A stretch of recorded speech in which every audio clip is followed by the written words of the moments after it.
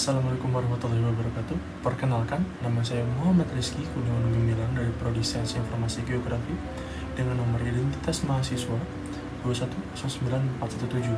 Di sini saya akan menjelaskan tentang rotasi bumi. Rotasi bumi adalah gerak bumi berputar pada porosnya. Poros bumi itu sekitar 23,5 derajat. Nah, bumi berputar pada porosnya dikarenakan adanya gerak yang disebabkan oleh perputaran saat pertama kali terjadinya pembentukan tata surya kita. Nah, tata surya kita sendiri terbentuk setelah Big Bang atau ledakan besar, kemudian partikel-partikel gas dan partikel-partikel debu kemudian berputar, terus berputar akhirnya menjadi suatu batuan dan kemudian lama-lama menjadi padat. Nah, saat proses perputaran ini terjadi, nampaknya tidak akan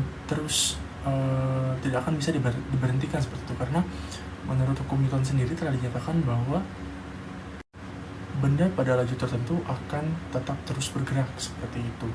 Nah, kemudian saya akan menjelaskan tentang dampak-dampak yang disebabkan oleh rotasi bumi itu sendiri seperti itu. Nah, saya akan memaparkan beberapa dampak, kurang lebih sekitar 4 dampak. Yang pertama ialah adanya gerak semu harian matahari. Nah, kita bertanya-tanya, apa sih gerak semu harian matahari? Nah, seperti yang kita ketahui, yang sering kita amati, terlihat bahwa seperti seolah-olah matahari yang bergerak dari barat ke timur. Sementara hal itu adalah salah, tentu salah, karena sebetulnya yang bergerak itu ialah bumi yang berputar pada porosnya. Oleh sebab itu maka terlihat seakan-akan dan seolah-olah matahari yang bergerak dari barat ke timur. Nah, karena bergerak dari barat ke timur tadi, maka akan juga terjadi perbedaan siang dan malam. Umpamanya apabila ada bagian bumi yang menghadap matahari, maka bagian bumi tersebut mengalami siang, sementara daerah bumi yang tidak menghadap matahari mengalami waktu malam. Hal itu terjadi karena tadi bumi itu berputar terus-menerus dari barat ke timur. Jadi ada kalanya setengah bagian bumi itu siang dan setengah lainnya mengalami malam hari seperti itu. Nah, berbicara tentang siang dan malam tadi, otomatis maka ada pula perbedaan waktu di berbagai belahan. Perbedaan waktu antara suatu tempat dan tempat lainnya di bumi tidak lain disebabkan oleh adanya rotasi.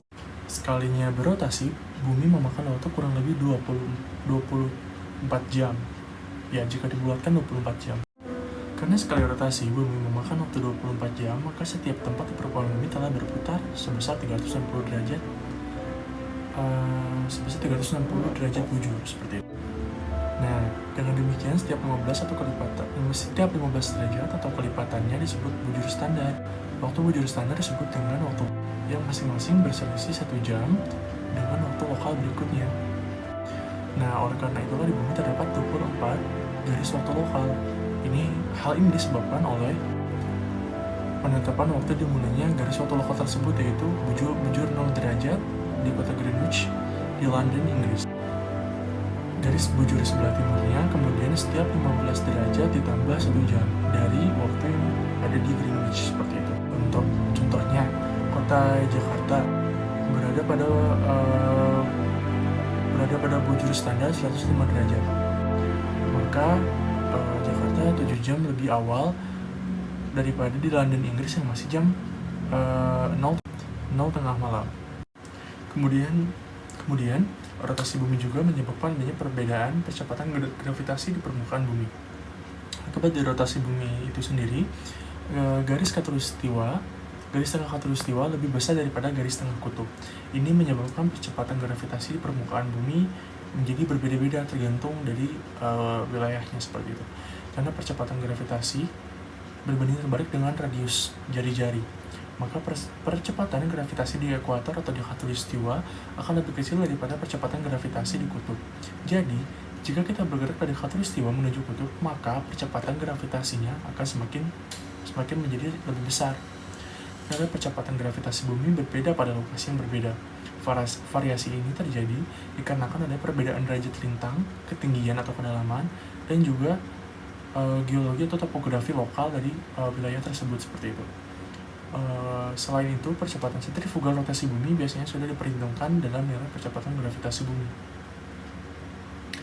Nah, selanjutnya juga rotasi bumi menyebabkan adanya pembelokan arah angin.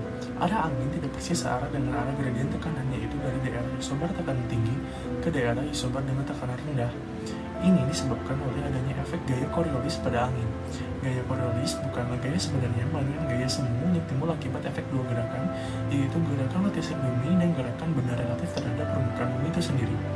Gaya Coriolis makin besar dalam bertambahnya lintang tempat dan di ekuator atau lintang 0 derajat. Gaya Coriolis akan semakin kecil. Nah, gaya ini menyebabkan pembelokan arah angin ke kanan di belahan bumi bagian utara dan ke kiri di bumi belahan selatan. Dua lintasan angin disebutkan oleh Bush-Ballot, disebut hukum Bush-Ballot yang berbunyi sebagai berikut. Yang pertama ialah udara atau dalam tanda kutip angin bergerak dari daerah bertekanan tinggi ke daerah bertekanan rendah. Kemudian yang kedua ialah di belahan bumi utara angin berbelok ke kanan, di belahan bumi selatan angin berbelok ke kiri. Seperti itu. Kemudian rotasi bumi ini sendiri juga menyebabkan adalah adanya pembelokan arus laut. Arus laut muncul karena angin yang bertiup di permukaan laut seperti halnya angin, maka sudah pasti ya arus laut juga bisa berbelok akibat rotasi bumi. Arus laut ini dipaksa membelok ketika sampai di belahan bumi utara maupun di belahan bumi selatan. Pembelokan arus laut ke kanan terjadi di belahan bumi utara, sementara pembelokan ke kiri terjadi di bumi bagian selatan. Nah, seperti yang sudah kita ketahui bahwa angin mengakibatkan terjadinya arus laut. Pada bumi bagian selatan, arah arus laut berbelok searah perputaran jarum jam. Pada belahan bumi bagian utara, arah arus laut berbelok berlawanan dengan arah putaran jarum jam. Gerakan pembelokan arah angin dan pembelokan arus tadi itu disebut dengan efek Coriolis. Nah, selain hal-hal yang telah saya sebutkan tadi, ada nih beberapa akibat rotasi bumi yang lainnya, seperti adanya jet lag bila kita naik pesawat. Kemudian terjadinya perubahan arah bandul, atau disebutnya ada efek Foucault ya. Yang ketiga ialah terjadinya perbedaan ketebalan atmosfer. Yang keempat ialah dapat berfungsinya satelit buatan. Nah, seperti itu. Nah, sekarang karena kita sudah mengetahui dampak-dampak dari rotasi bumi sendiri, lebih baik saya berpesan lebih baik kita tetap menjaga bumi kita dan